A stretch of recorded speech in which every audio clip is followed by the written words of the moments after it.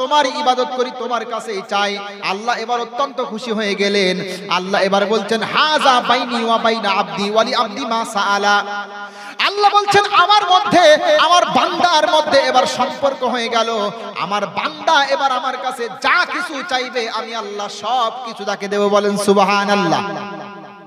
এখন যদি ভারতবর্ষের প্রধানমন্ত্রী যদি আপনাদের এখানে আসে, এই মুর্শিদাবাদের ডোমকল থানা তো নাকি না, এখানে যদি আসে, আসার পরে যদি বলে এই গ্রামের কলিমউদ্দিন মিয়ার সাথে আমার সম্পর্ক হয়ে গেছে, এই গ্রামের মেম্বার মনে করেন কলিমউদ্দিন মিয়া, কলিমউদ্দিন আছে নাকি আবার?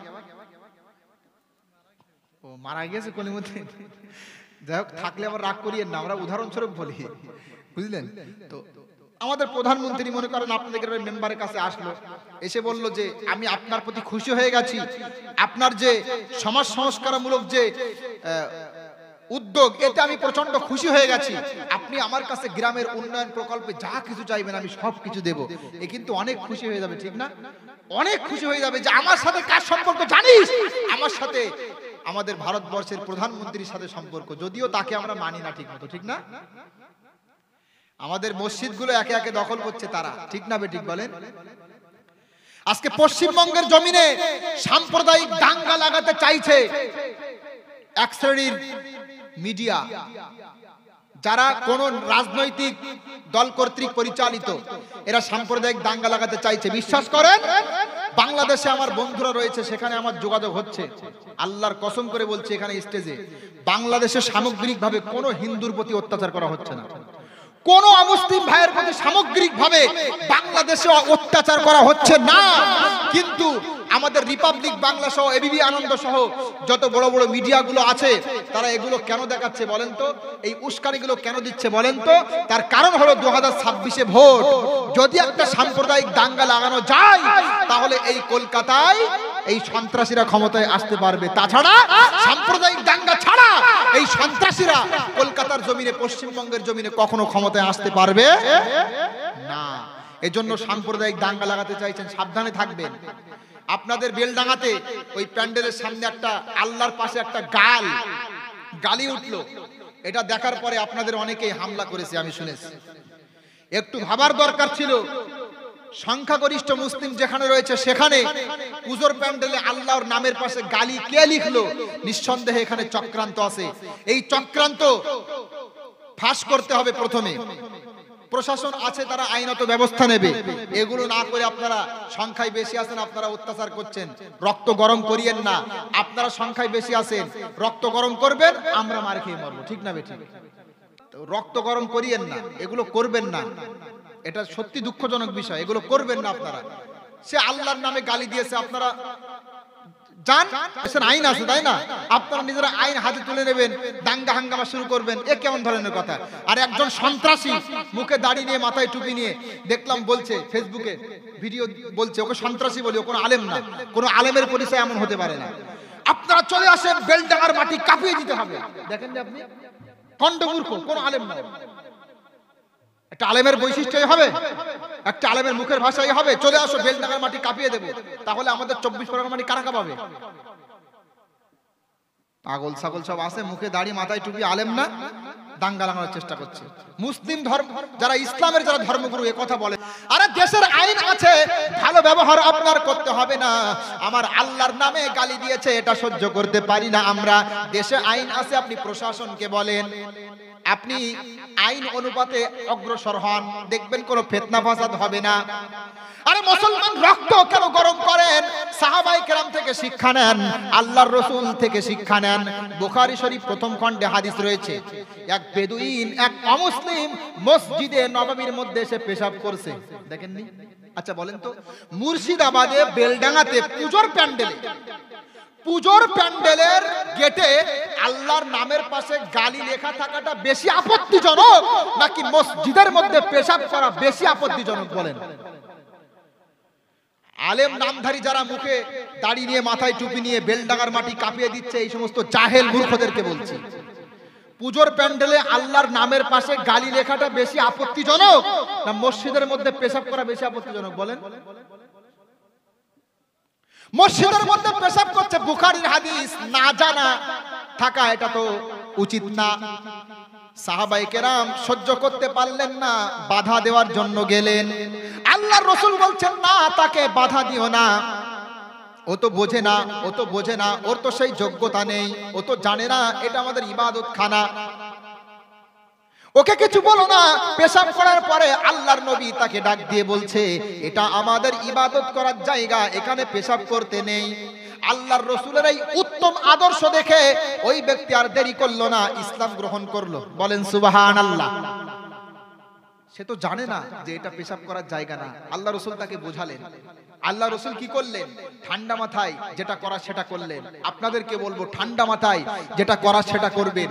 কখনো কিছু হয়ে যাবে আর আপনি সাম্প্রদায়িক দাঙ্গা লাগানোর চেষ্টা করবেন, এগুলো করিয়েন না, ফল ভালো হবে না। এই ভারতবর্ষের জমিনে আপনারা মুর্শিদাবাদে, পশ্চিমবঙ্গে আপনারা ম্যাক্সিমাম মুসলমান বাস করেন, তাই হয়তো মনে করছেন আমরা বিরাট কিছু হয়ে গেছি। মনে করবেন পুরো গোটা বিশ্বব্যাপী যত মুসলমান আছে, একজন মুসলমান যদি মার খায় সমস্ত মুসলমানের কলিজায় আঘাত লাগবে, এটা ইমানদারের পরিচয়, ঠিক না? আপনি এখানে ওদেরকে মারবেন, যেখানে তারা সংখ্যাগরিষ্ঠ আছে সেখানে মুসলমানরা মার খেয়ে মরবে। এগুলো হচ্ছে, এজন্য বলবো রক্ত ঠান্ডা করেন। আল্লাহ সুবহানাহু ওয়া তাআলা এই সাম্প্রদায়িক দাঙ্গা থেকে আমাদেরকে বাঁচিয়ে রাখুক। তো যে কথা বলছিলাম, সাম্প্রদায়িক দাঙ্গা লাগানোর জন্য রিপাবলিক বাংলা সহ অনেকেই চেষ্টা করছে এবং করবে। আপনারা শান্ত থাকবেন, কারণ সাম্প্রদায়িক দাঙ্গা লাগালে তারা পশ্চিমবঙ্গের জমিনে ক্ষমতায় আসতে পারবে, তাছাড়া পারবে না। কারণ পশ্চিমবঙ্গের মানুষ শান্তিপ্রিয়, হিন্দু মুসলিম ঐক্যবদ্ধ হয়ে বাস করা এটা পছন্দ করে, ঠিক না বেঠিক? কবি কাজী নজরুল ইসলাম কত সুন্দর কথা বলে গেছেন, সেই কথাকে ফলো করে আমরা হিন্দু মুসলিম সমাজ একসাথে চলি। মুসলিম আর হিন্দু মোরা দুই সহোদর ভাই, মোরা এক বৃন্তে দুইটি কুসুম এক ভারতে ঠাই। মুসলিম আর হিন্দু মোরা দুই সহোদর ভাই, মোরা এক বৃন্তে দুইটি কুসুম এক ভারতে ঠাই। মুসলিম যার সৃষ্টি রে ভাই, হিন্দু সৃষ্টি তারি। মোরা বিবাদ করি করে খোদার উপর খোদকারী। মুসলিম যার সৃষ্টি রে ভাই, হিন্দু সৃষ্টি তারি। মোরা বিবাদ করি করে খোদার উপর খোদকারী। শাস্তিয়া তো আজ আমাদের হিন্দশায় তাই, শাস্তিয়া তো আজ আমাদের হিন্দশায় তাই। মুসলিম আর হিন্দু মোরা দুই সহোদর ভাই, মোরা এক বৃন্তে দুইটি কুসুম এক ভারতে ঠাই। আজকে তারা আমাদেরকে সন্ত্রাসী বলে, তার কারণ হলো তারা আমাদের সম্পর্কে জানে না। ইসলামী রাষ্ট্র যদি প্রতিষ্ঠা হয়, ইসলামী রাষ্ট্রে অমুসলিমদের মন্দির রক্ষা করা, অমুসলিমদের নিরাপত্তার নিশ্চয়তা প্রদান করা, এটা ইসলামী রাষ্ট্রের শাসকদের দায়িত্ব, ঠিক না বেঠিক? জানেন আপনারা? এটা ইসলামী বিধান, কিন্তু বলছি ইসলাম ধর্মে শিক্ষা দেয়। আল্লাহ সুবহানাহু ওয়া তাআলা সম্প্রীতি রক্ষা করে আমাদেরকে বাঁচার তৌফিক দান করুক, বলেন আমিন। তো আল্লাহর সামনে যখন আমরা বলছিলাম ইয়্যাকা না'বুদু ওয়া ইয়্যাকা নাস্তাঈন, আল্লাহ আমরা তোমারই সাহায্য চাই, তোমার কাছেই তোমারই সাহায্য চাই এবং তোমার জন্যই আমরা ইবাদত করি। আল্লাহ তখন বলছেন আমার মধ্যে আর বান্দার মধ্যে সম্পর্ক হয়ে গেল। বান্দা এবার আমার কাছে যা কিছু চাইবে আমি আল্লাহ সব কিছু দেব। আরে মুসলমান, আল্লাহর সামনে বান্দা দাঁড়িয়ে বলছে, যখন বলল ইয়্যাকা না'বুদু ওয়া ইয়্যাকা নাস্তাঈন, আল্লাহ বলছে বান্দার সাথে সম্পর্ক হয়ে গেল। বান্দা এবার আমার কাছে যা কিছু চাইবে আমি আল্লাহ তাকে সব কিছু দিয়ে দেব। বলেন সুবহানাল্লাহ। কি চাইলাম আল্লাহর কাছে? ইহদিনাস সিরাতাল মুস্তাকিম সিরাতাল্লাযীনা আন'আমতা আলাইহিম। আমরা আল্লাহর কাছে দুনিয়ার টাকা পয়সা চাইলাম না, আল্লাহর কাছে ধন দৌলত চাইলাম না, আল্লাহর কাছে দুনিয়ার কোনো পার্থিব উপকরণ চাইলাম না। আমরা আল্লাহর কাছে বললাম ইহদিনাস সিরাতাল মুস্তাকিম, ওগো আল্লাহ আমাদেরকে তুমি সিরাতে মুস্তাকিমে চালাও, আমাদেরকে তুমি সঠিক পথে চালাও। সঠিক পথ কোন পথ, কোন সেই রাস্তা? মুসলমানেরা যারা আজকে এখানে উপস্থিত হয়েছেন ভালো করে শুনে যান, মা বোনরাও শুনে যান। কোন সেই রাস্তা? যেই রাস্তা সিরাতে মুস্তাকিম, সিরাতাল্লাযীনা আন'আমতা আলাইহিম। আল্লাহ বলছেন সিরাতে মুস্তাকিম হলো সেই রাস্তা, যেই রাস্তার পথের পথিকদের প্রতি আমি আল্লাহ ইনাম বর্ষণ করেছি, আমি আল্লাহ অনুগ্রহ বর্ষণ করেছি। তারা কারা?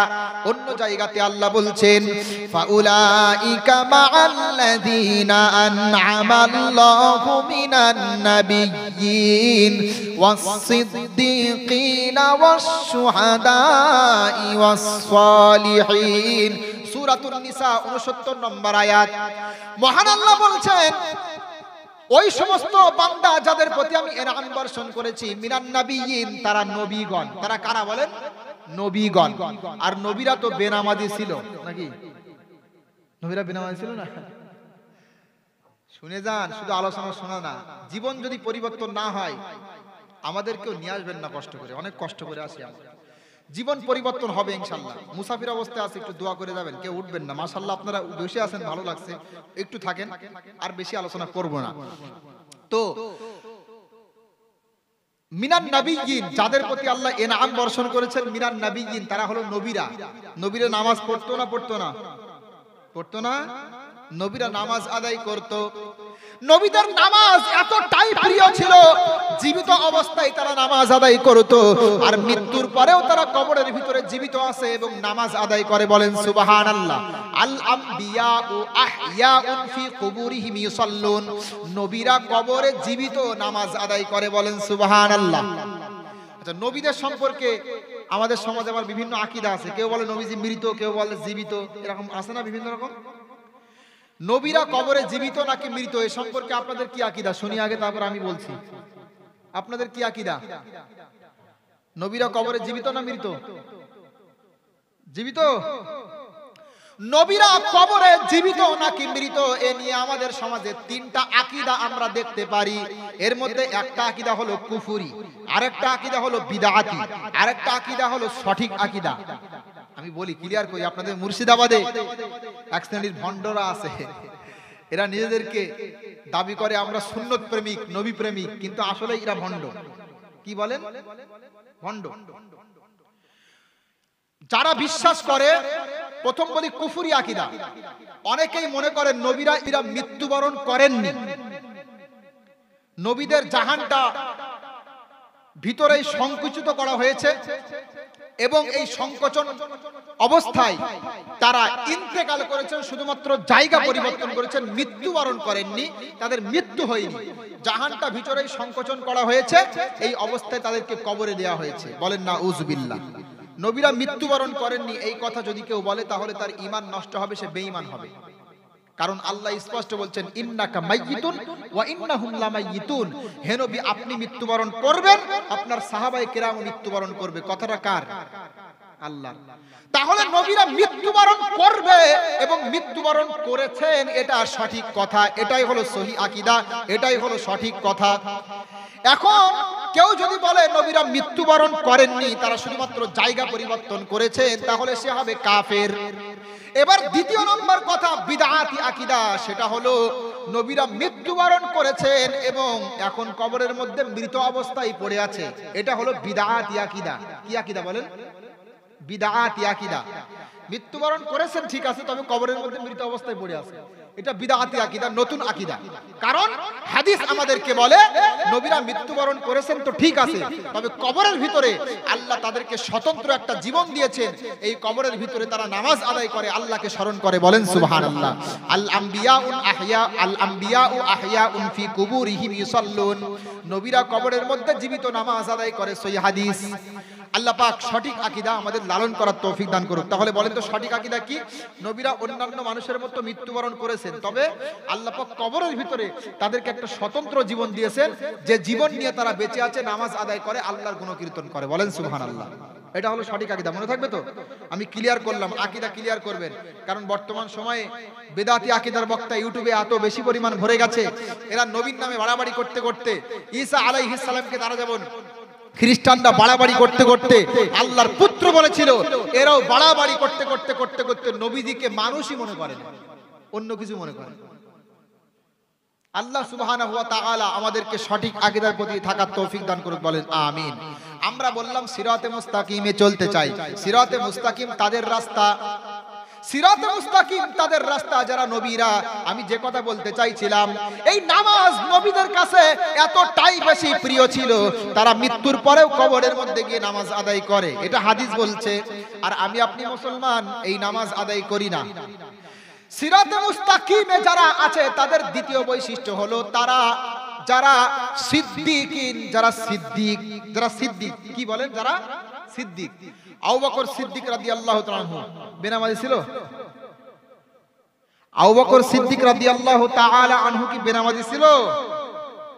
বেনামাজি ছিল না। এই সিদ্দিকিনদের অন্তর্ভুক্ত হতে গেলে আপনাকে নামাজ পড়তে হবে, তবে আপনি সিরাতে মুস্তাকিমের পথের প্রতীক হতে পারবেন। ওয়াশুহাদা, যারা আল্লাহর রাস্তায় শহীদ হয়ে গেছে, আল্লাহর দ্বীন প্রতিষ্ঠা করতে গিয়ে যারা আল্লাহর রাস্তায় শহীদ হয়ে গেছে, যে সমস্ত সাহাবায়ে কেরাম, যে সমস্ত মুসলমানেরা আল্লাহর দ্বীন প্রতিষ্ঠা করতে গিয়ে আল্লাহর রাস্তায় শহীদ হয়ে গেছে, এরা সব তো বেনামাজি ছিল নাকি? লজ্জা দিয়ে বলে যাচ্ছি নামাজ পড়বেন। ওয়াসসালিহিন, যারা নেককার বুজুর্গ আল্লাহওয়ালা, তারা হলো সঠিক পথে আছে, এরাও নিশ্চয় বেনামাজি ছিল নাকি? না, নামাজি ছিল। তাহলে সঠিক রাস্তায় থাকতে গেলে আপনাকে নামাজ আদায় করতে হবে। কারণ এই যে 4 শ্রেণীর ব্যক্তি যারা সঠিক রাস্তার উপরে ছিল, যাদের উপরে আল্লাহ ইনাম বর্ষণ করেছেন, তারা প্রত্যেকেই নামাজ আদায় করত। এজন্য আমরা যারা সঠিক রাস্তার উপরে থাকতে চাইবো, আমাদেরকেও নামাজ আদায় করতে হবে, কারণ নামাজ হলো আল্লাহর ফরজ বিধান। মহান আল্লাহ বলছেন, ইন্নাস সালাতা কানাত আলাল মুমিনিনা কিতাবাম মাওকুতা। আল্লাহ বলছেন অবশ্যই আমি আল্লাহ নামাজ মুসলমানদের প্রতি 5 ওয়াক্তের নামাজ আমি আল্লাহ নির্ধারিত সময়ে ফরজ করে দিয়েছি। তাহলে নামাজ পড়তে হবে।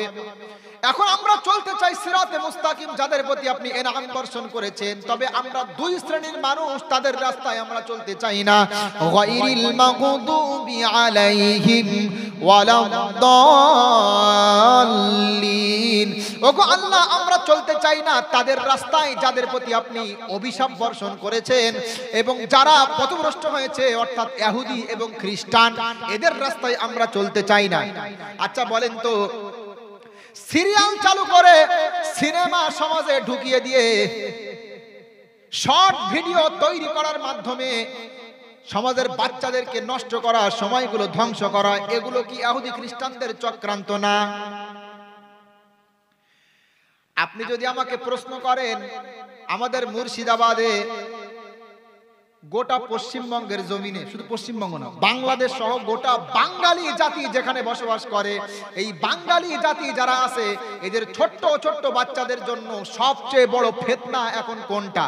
তাহলে আমি বলবো আপনাদের এই শফিক পল্লীগ্রাম টিভি আছে না? কেউ যদি আমাকে প্রশ্ন করে মুসলমানদের জন্য পশ্চিমবঙ্গ বাংলাদেশ সহ এখন সবচেয়ে বড় ফিতনার নাম কি, তাহলে আমি বলবো মুর্শিদাবাদের পল্লীগ্রাম টিভি, এই শফিক। নদিয়া? ও, আমি তো জানতাম মুর্শিদাবাদে। কোথায় বাড়ি? আচ্ছা, এই যে এরা এত বড় ফিতনা মুসলমানদের জন্য, এখন আমাদের পুরো বাচ্চা সমাজকে নষ্ট করে দিচ্ছে এরা মুসলমান বলে আজকে অনেকে মনে করে আমাদের মুসলমানরা আজকে নাটক করছে, আমাদের মুসলমানরা আজকে অভিনয় করছে, বাহ আমরা হয়তো এবার একটু উন্নতির দিকে যাচ্ছি, ঠিক না? আল্লাহর কসম করে বলছি, বাচ্চারা সবচেয়ে বেশি এখন দেখছে এই শফিকের ভিডিও, আর এগুলো দেখার কারণে বাচ্চাদের মূল্যবান সময়গুলো নষ্ট হচ্ছে। শফিক এত বেশি দেখবেন, মিলিয়ন মিলিয়ন ভিউজ, ঠিক না? ভালো যে ভিউজ হয় না। বাচ্চাদেরকে, মা বোনদেরকে বলছি, বাচ্চাদেরকে মানুষের মতো মানুষ করেন।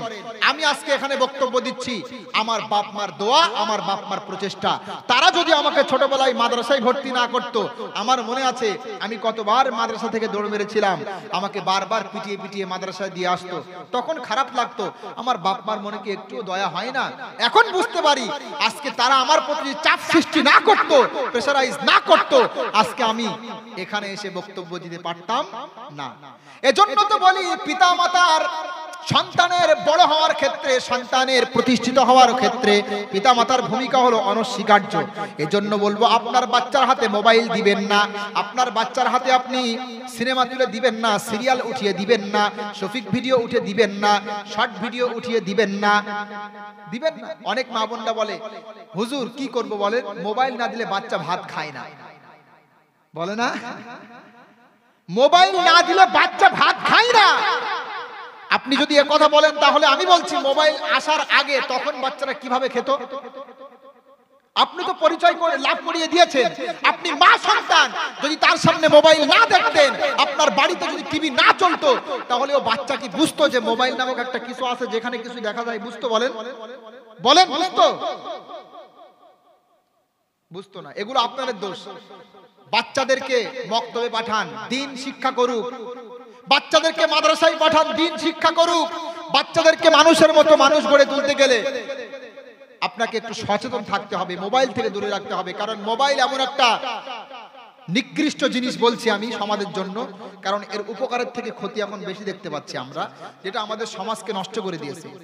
যখন থেকে ওই যে করোনা শুরু হলো তখন থেকে অনলাইনের লেখাপড়া শুরু হলো, ঠিক না?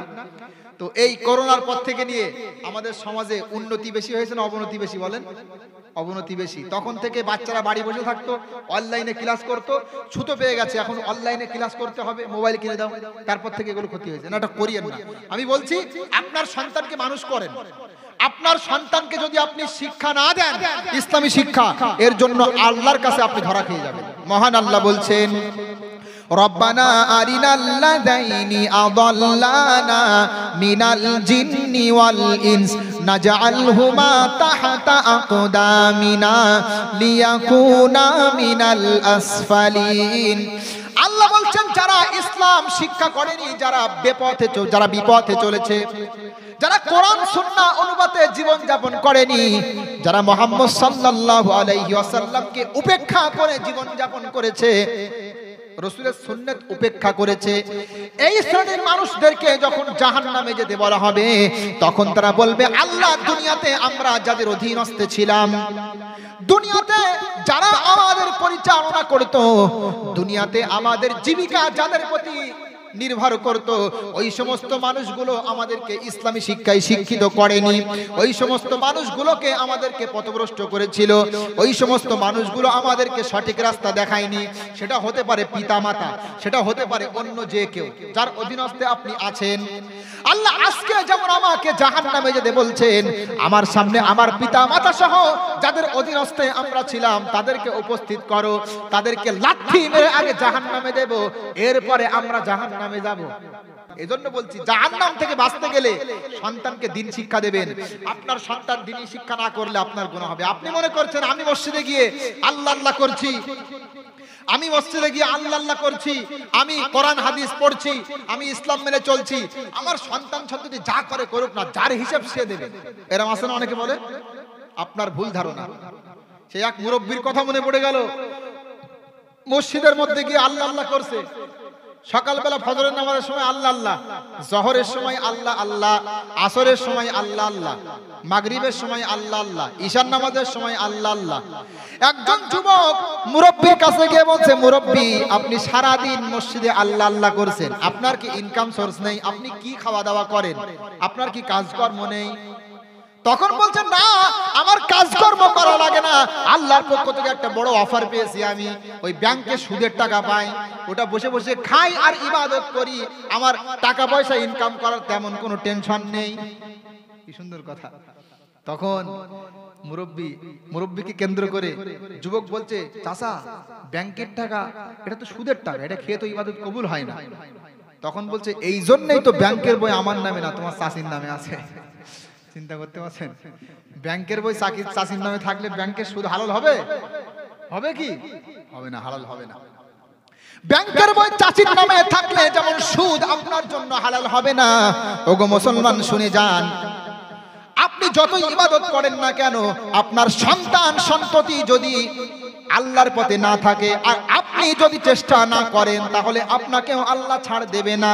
কারণ মহান আল্লাহ বলছেন, ইয়া আইয়ুহাল্লাযীনা আমানু কু আনফুসাকুম ওয়া আহলিকুম নারা ওয়া কুদুহান নাস ওয়াল হিজারা।